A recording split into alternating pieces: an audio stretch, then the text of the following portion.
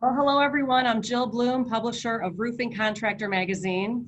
And thank you for watching, whether you're watching on our website, LinkedIn, Facebook, Twitter, or whichever platform that you consume your content on. And I'm here today virtually with Rick D'Amato, my editorial director, along with some roofing contractors, experts in the industry that are going to share some insights on how everyone's handling the crisis these days. I'm here with Peter Horch, who's president of Horch Roofing up in Warren, Maine. And then we are here with Anthony Shana, who is president of Shana Roofing, located in Shelby Township, Michigan. And Steve Little, who is president of K-Post Roofing and Waterproofing in Dallas, Texas. So thank you, gentlemen, for joining us today. I know you are all so busy. And Anthony, I'd like to start with you. Being a union commercial roofing contractor in Michigan, what restrictions do you have and how are you handling them? So Michigan, hi Jill, by the way, thanks. This is fun doing this from my office, my new norm here, working from home during our shutdown. Michigan has one of the most restrictive executive orders. Construction's not considered critical infrastructure. However, it is deemed as allowed if it is part of work being done for critical workforce infrastructure operations such as hospitals, grocery stores, etc. So we are qualified to do work on those facilities. We have a lot of grocery stores, pharmacies, utilities, hospitals as well that we service. So we're managing. Most of our staff is working remotely. We do have some people that are able to stay in the office because they have to support those people that are working in the field. And they're taking the necessary precautions the CDC recommends, proper hygiene, social distancing. We have one person riding in each truck. We're trying not to let people ride together. They use their own tools, wearing gloves, face masks when necessary, especially going into a hospital. And the technology we have today is wonderful because we're able to do so much from home. We can have virtual meetings just like this. We just even had a Shana Roofing happy hour Friday night and did it via Zoom and got everybody together just to kind of get connected and do something fun to get past all the drama we've had. I like the idea of the Zoom cocktail hour, Anthony. I got to tell you. I'm writing that down. Tell us a little bit about the dialogue between the signatory contractors and the union related to COVID-19. Well, we're still waiting to have that dialogue now with this new stimulus package that's come out. We're hoping to get more information as to if the signatory designation has any impact or not. But currently we are able to keep our guys working, some of them, especially on the service side. There hasn't been any restrictions or designations because of that union signatory. But more to come on that. I understand, and we'll stay in touch. We hope you do too. So yesterday afternoon, the National Roofing Contractors Association held a town hall, call-in town hall, I should say call-out town hall, where some 3,000 contractors attended and asked questions. I thought it was very informative, and you asked a question in particular, Anthony, about, well, let me just ask you to tell us about it and what you've learned since then. Sure. So there's a lot of questions regarding how to handle the payroll component for this PPP program, Paycheck Protection Program, because they want you to take your payroll dollars from a section in time in 2019 and then use that for what you can get for forgiveness dollars in the stimulus package. But you have to still be using the same amount of full-time equivalent employees, and you have to be paying them the same amount of money. So some of these guys are coming back off of a layoff, and there may not be any work for them yet. So what happens to those guys? Do they stay on layoff, or are we supposed to be paying them for this 8-week period? The answer they gave me from the NSCA was, yes, we want you to keep paying those hourly guys. Well, if you put them back on the payroll for 8 weeks to cover that cost, and then right away after that 8 weeks, if there's not enough work to keep them all busy and you're putting them back on layoff, you just skewed this calculation that they're giving you in the stimulus program. So now they're not going to forgive you all that money. So you just put a lot of money out to keep these guys on payroll when you could have just kept them on unemployment. And now I'm out the money and they're back on unemployment.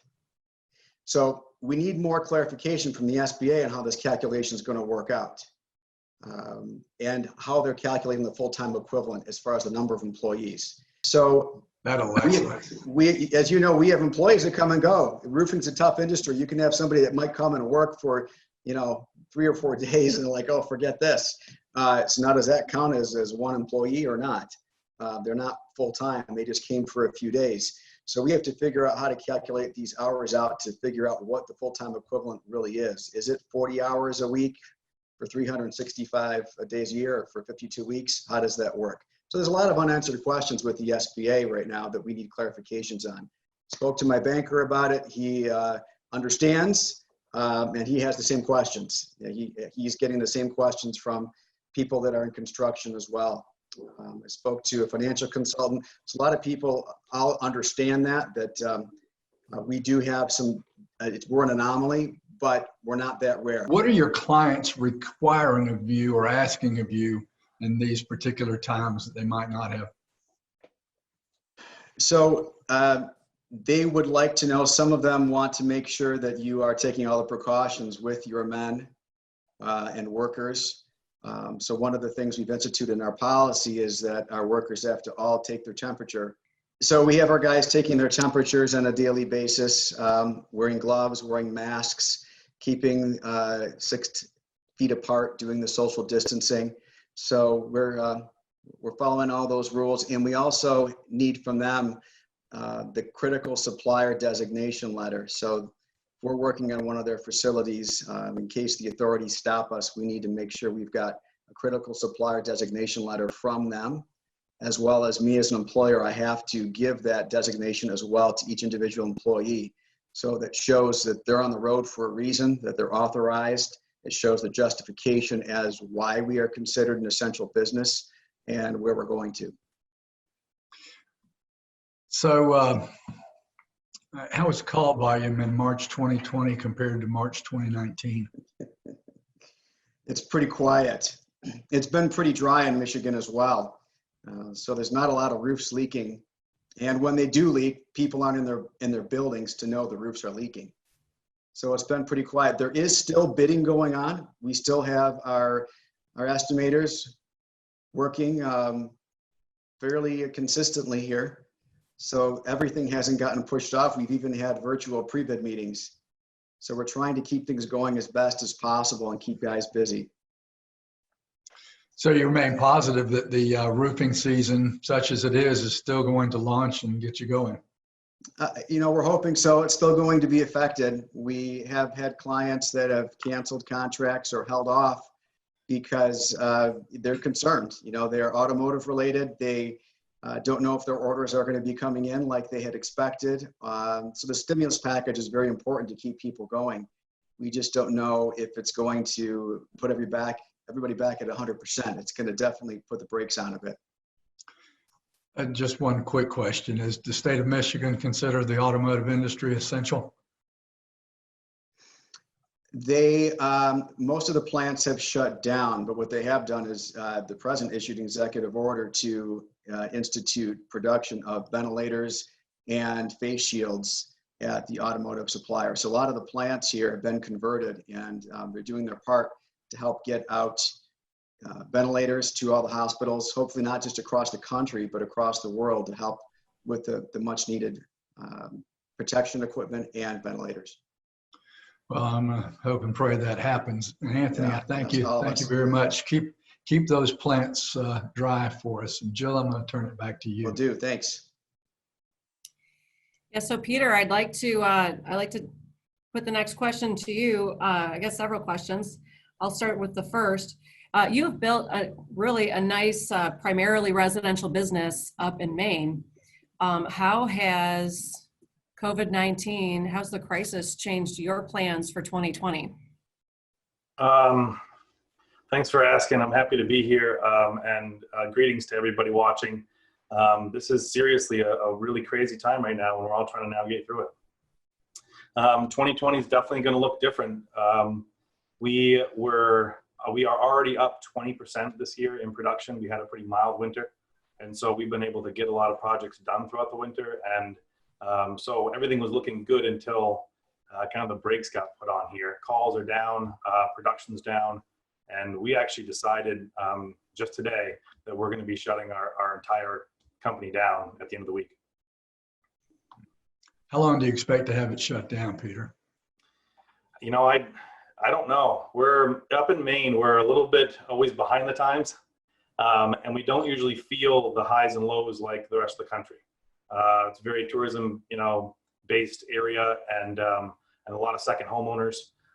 But right now we only have about 300 cases in the state of confirmed coronavirus. And however, the CDC locally is not testing anyone who's basically employed by me. They're only testing people over 60 or in healthcare facilities or had pre-existing conditions. So if any one of my employees comes to work and says, I don't feel good and I have symptoms, and they call their doctor, the recommendation is just to go home.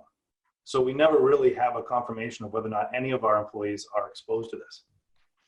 And because we do 1,500 tickets a year, it's just a fast moving machine, which we just don't know how to work from home and still make this work. A lot of our systems are still at our office. And so it would be really inefficient for us to work from home.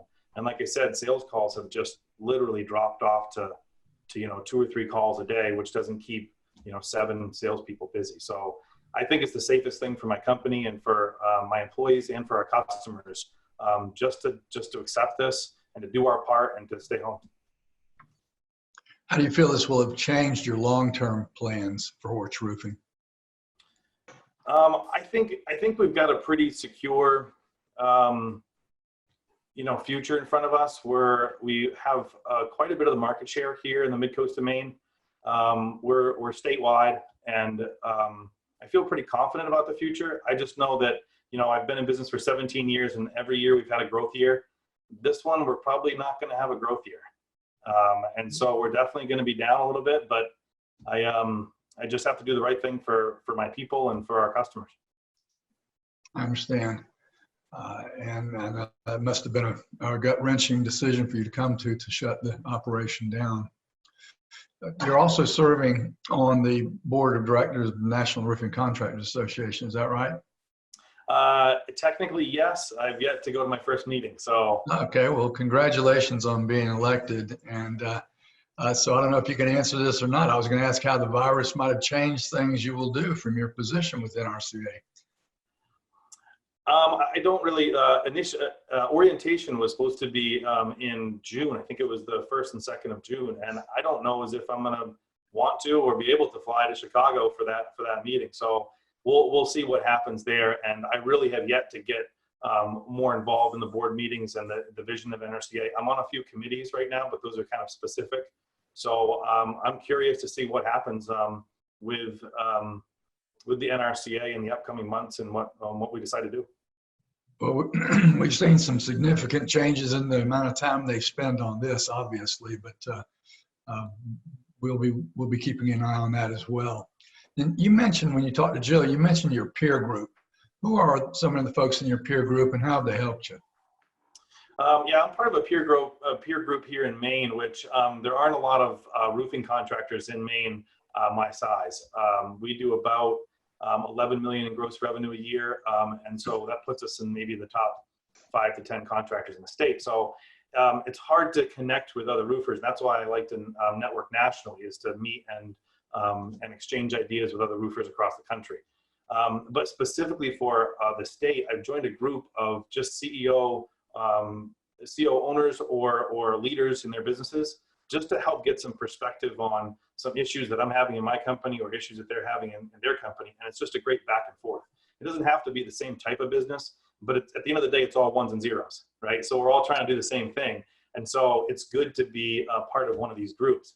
And it's nice that we're still meeting. We still have Zoom meetings where we're bouncing ideas off of each other of how to handle this situation, how each company is handling it differently.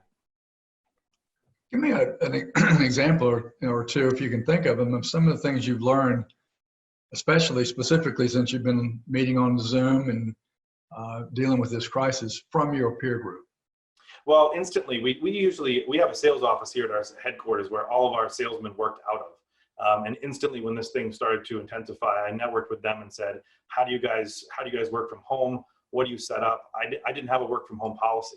And so all of a sudden I got flooded with vehicle policies, work from home policies, all these type of things where I used and I pulled bits and pieces from all this different information to create my own policy so that I could instantly say, okay, we've got 7 salespeople and everybody, you got to work from home now. Take a company truck home, and we changed as quick as we could to try and help them be not exposed to this. It's really clear to me that you're a problem solver, Peter. What kind of problems would you like to see your state and federal government work on right now to get your business back up and going? Oh, that's a tough question. I'd like to see this thing over with, just like the rest of us. And I think that the faster that we listen to the direction, the faster that we stay at home, and the faster that we can all follow these recommendations, the better off we're going to be. And I understand the initial sting is very difficult, but if we can slow this thing down and follow, a broader, rule and say we need to stay at home for 2 weeks or a month and just accept the repercussions, the faster that we can get out of this. I just don't see why taking bits and pieces of these changes slowly is helping the situation. All right, Peter, thanks especially for taking some of your time today to join us and share with our readers and listeners. Jill? Thank you. Wow. Thanks for the insight, Peter. We'll be keeping in touch to see how everything's going. Steve, I'd like to bounce over to you now. You're down in Texas. Can you tell us what's happening at K-Post right now and how's everything how you handling everything down there? Well, hey, Jill, and good to see you and Rick and Peter and Anthony on this call. The situation in Texas is a little bit better than what I've heard my peers speaking about. We are an essential business, although we are shelter in place right now. We're fortunate that we've had rain, and so they're in the buildings where there actually are people. We're getting calls to continue to service. We've been kicked off of any service on healthcare, food processing, and any national manufacturers on the service side of the business. If they do have an emergency, they have a person with us on the roof that wants to stay away from air intake areas, and they've turned those areas off when we're working around those areas now so that there's no infection or anything that we could possibly bring onto the roof. The new construction projects are still working. Some of the projects that were remedial projects that were supposed to start in the month of April are starting to be put on hold. I think we've had 4 of them put on hold so far. We've had some contracts that we were expecting in March that we did not receive because of capital budgets that are going to be, quote, reviewed when this is over with, which I concur with my peers that this is a different world. We're in a different world as we see it right now, and business as we knew it will not be the same in 2020. Steve, we understand you're using some of this time to conduct training. Could you tell us what kind of training you offer in-house? How is it delivered? Well, we're using the Zoom technology or the webinar technologies to hold meetings internally and do some training that way with people that are at home, as well as our daily communications. We're taking advantage of ABC, NRCA, a number of the national organizations that have put webinars out. Our manufacturers are starting to promote various webinars that they're putting on as well, both for technology in the field, actually operational construction, and as well as things to do with their assemblies and how to bid their jobs and stuff like that. So we're starting to take advantage of that. Our bid calendar was pretty strong until next week, and then we see some holes in it. So a lot of times that you don't get your estimators an opportunity to be able to go back and review those bids that they did in previous years for like systems and the actual constructability of it to those same systems that they're estimating now.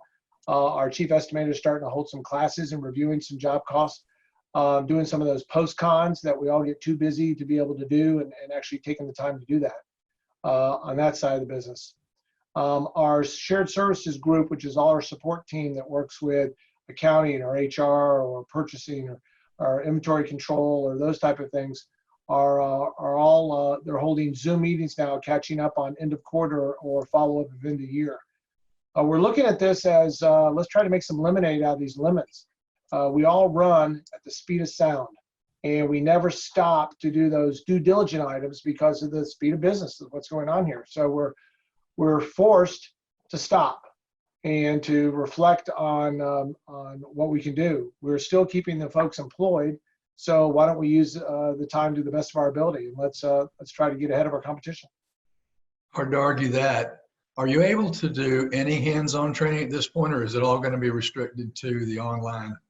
Well, since we're an essential business, our folks can come to the office or they can go to the jobs. And so starting next week, I actually have 4 crews that are doing some hands-on training. That is, unfortunately, the manufacturers can't come visit us, but we're going to have them on a Zoom meeting.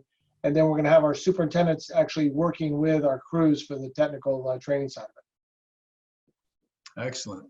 Now, K-Post Company has a growing residential business. How's the interface between residential and commercial clients been different? Well, I can tell you that on the residential side of the business, we're getting our butt kicked right now. There haven't been the storms coming through Texas that have come through in previous years. And the shelter in place also means the turning off of the desire to talk to salesmen from our clients. Now, we're fortunate enough that we've been working with Jim Johnson and his group to help us some new ideas. Ironically, we learned from another webinar that we were on that some of the companies out there are sending things directly to the clients' homes. And so we're doing that as well. We sent out some Williams-Sonoma treats the other day to about 30 of our residential prospects and said, we're going to send a little bit of sweetness to your home from our home.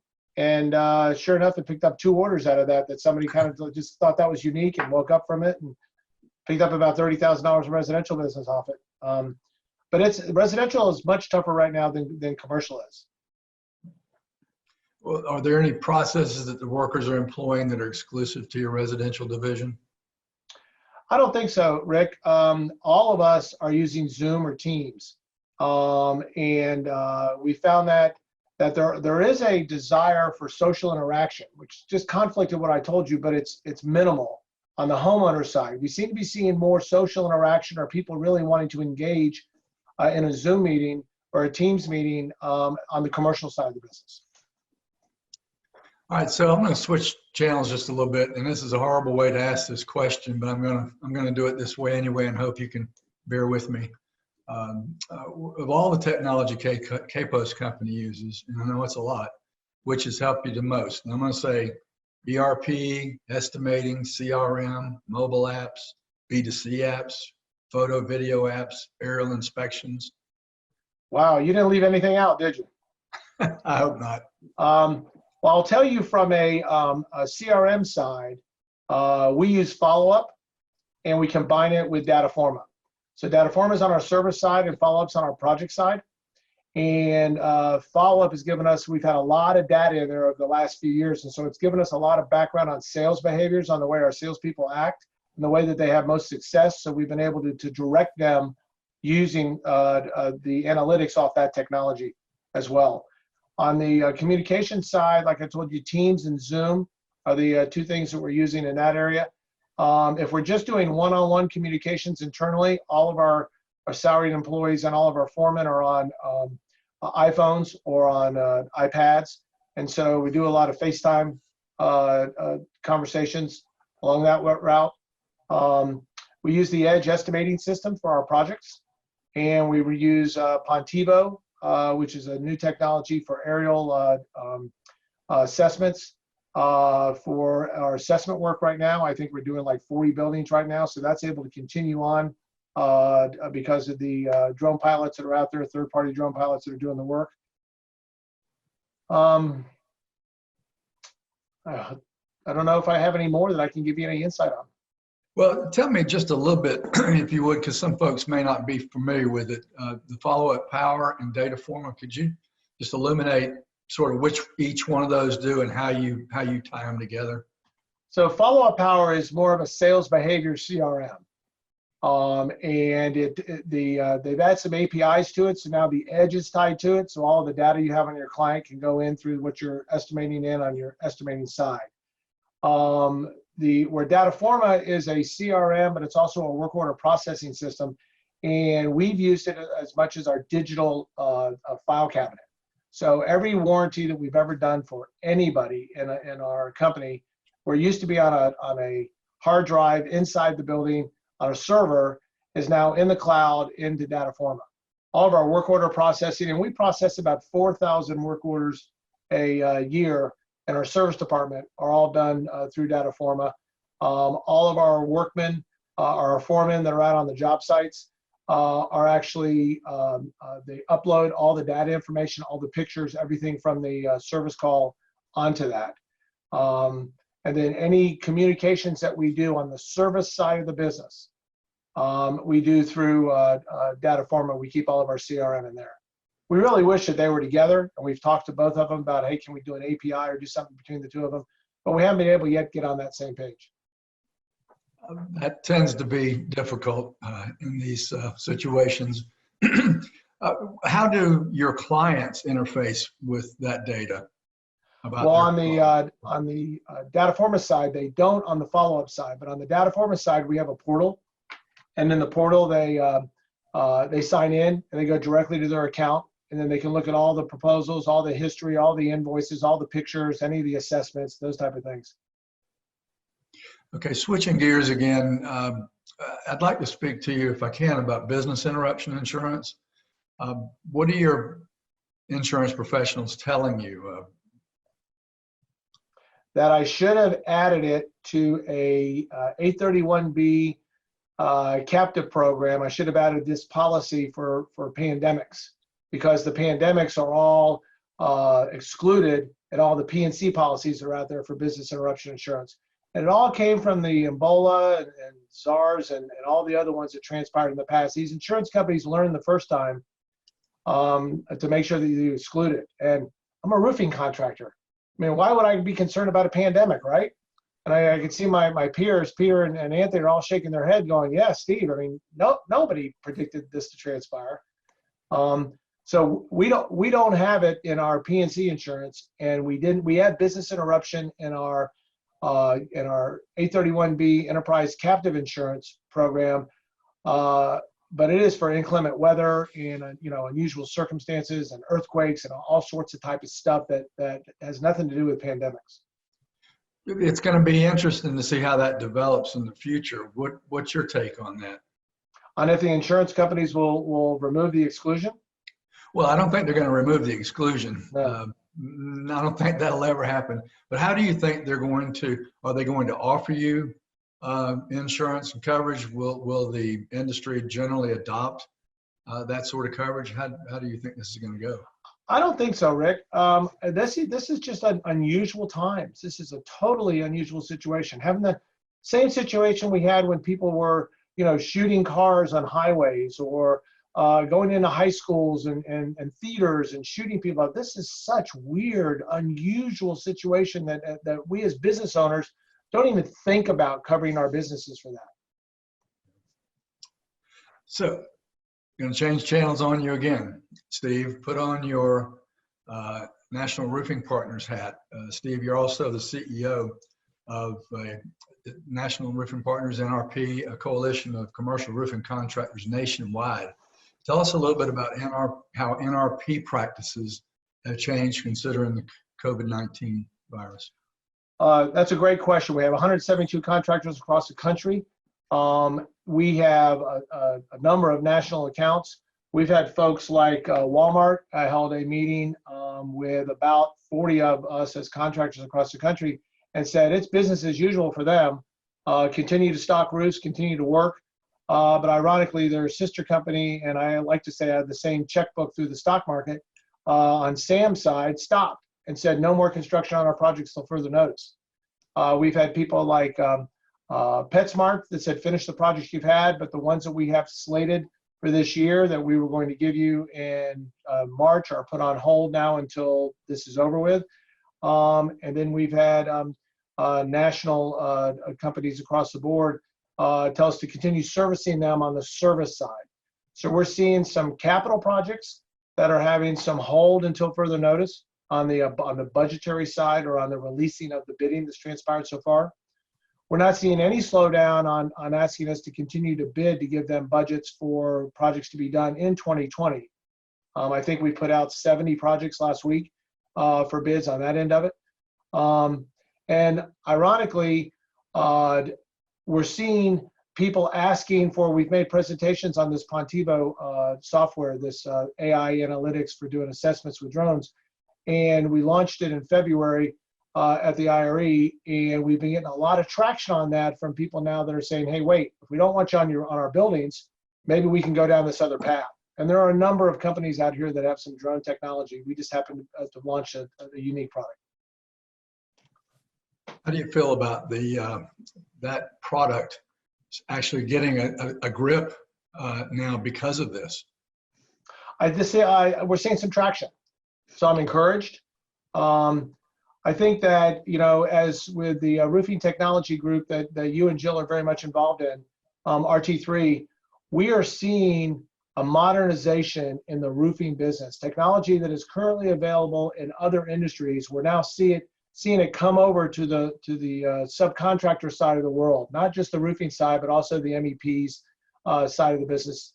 And it's not just on the computer software side. We're seeing things that are actually being applicable to what we're doing. Do I ever feel that we'll get to the day that we have robots up on the roof? I don't think we will. I think it's still a human business.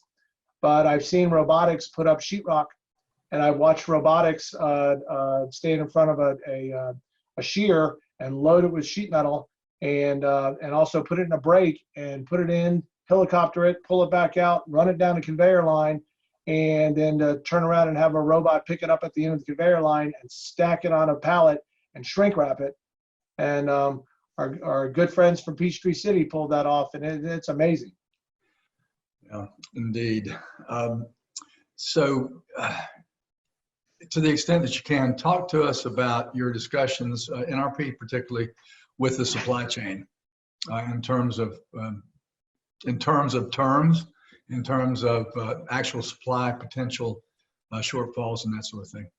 Well, I'm sure that Peter and Anthony also have some insight on this. I will tell you from what we've been told both at K-Post and at NRP is that supplies is abundant. Supplies are full. Warehouses have been stocked for the second quarter season. Roofing was up, according to most of the manufacturers I spoke with, a couple points last year, and had continued the bid trend into first quarter. There was a little bit of softness in deliverables in February and going into March, but the quoting was still very, very strong. I think that we're going to have some problems with obviously some imported items with some fasteners, although the OMG folks and other folks like that have their own manufacturing plants here, so they're probably working more on 24-hour shifts than they may have before. And I think we're going to have some problems with adhesives that are developed here locally. And speaking with some of the folks that make their own adhesives and make PVC and make thermoplastics, they're allowed to continue manufacturing on the membrane side, but their adhesive side they're not allowed to continue manufacturing until they come out of this pandemic. So Pennsylvania, Colorado, some of the places, without mentioning the name of the manufacturers, are giving us that kind of information. So look ahead to the other side of the crisis. We all know it's going to pass. We don't know how devastating it's going to be in human or business terms, and we don't know how long it's going to take. We know it's going to pass. What are some of the ways roofing contractors can rebuild? Well, I think that Peter really nailed it when he said that, we haven't been here and that he was shutting his business down at the end of the week and that we need to figure out how this is going to happen. But he was optimistic in his report, and he said, but I'm confident when it comes back on that we're going to continue back in business, that he had not lost, he had grown every year that he had been in business. And I echo that. This economy has been on a freight train, and it needed an adjustment someplace. And I hate like hell it's happening like it's happening. But you can't have architects hiring people and general contractors hiring people, and the Trump administration budget that came out that allowed for $1 million a building to be depreciated under the tax code. You can't have these things in place and have roofing all of a sudden come to a standstill from the opportunity standpoint. From the pandemic standpoint, the entire world is dealing with it. So we're all equal. And we'll figure it out because we're Americans, and that's just what we do. But from an economy standpoint, we have fallen into a valley a little bit. I think we're going to fall a little farther, and then with every downturn, there's an upturn. And I think our third and fourth quarters are going to be strong. I sure appreciate it, Steve. Thanks again for your time. Thank you. Thank you for Jill, what you and Jill pass and Roofing Contractor Magazine do for our industry. Jill? Yes, thank you to all our panelists. I've got one last question for each of you. And Peter, I'll start with you. Can you tell us, gosh, I mean, you're shutting down your business at the end of the week, but how are you keeping a positive attitude? And what do you look at as a silver lining? For me, I'm a glass full kind of guy. There's no half about it. There's always some sort of positive we can gain from this. We're going to learn something amazing. We're going to do great things after this whole thing passes. Like Steve just said, we're Americans. We're going to figure it out. We're going to be successful and happy. That's what we do. And it's a hard conversation to have with a group of employees who have passion for a business and passion for our customers, but they also love their families and they love people. And so the faster that we can get this thing behind us, we're going to be just fine. And it's just, you have to look at it that way, because the other way to look at it is just doom and gloom, and who wants to think that way? So I choose to wake up every day and say to myself, this is going to pass and it's going to be fine. I love it. It's a great way to look at it. Anthony, how about you? We've been through tough times before. 2008 was awful in the Detroit area with automotive, having so many struggles. And, every day was a challenge. Every day going to work was a challenge. You had to keep boosting yourself up. But back then, the economy was crushed with debt. People didn't have cash. We weren't on a good run. We've been declining for years. Now we're in a situation where people did have cash. They weren't under mounds of debt. The economy was great. Things are going well. So we have that hope that we'll get back there. We have more security and more stability now. With a lot of great attitudes and faith, we're going to get through this, and good times will be here again. We just, number one, as I'm sure with Peter and with Steve, the welfare and safety of our employees is number one. So we want to make sure that everybody is safe and healthy, and we're not putting them in harm's way. And all this will pass, and one day we'll be looking back and talking to our grandkids about it and how we survived the great pandemic of 2020. It is definitely something we'll all be talking about for a long time. Yeah. Gosh, Steve, how about you guys at K-Post? Peter and Anthony hit it right. We are all so blessed to have successful businesses, to have safe employees, and the opportunities that we've had and the ones that are in front of us. I stay positive because when I watch the evening news and I see what the healthcare workers and the police and the firemen are doing, what the schools are doing to feed people.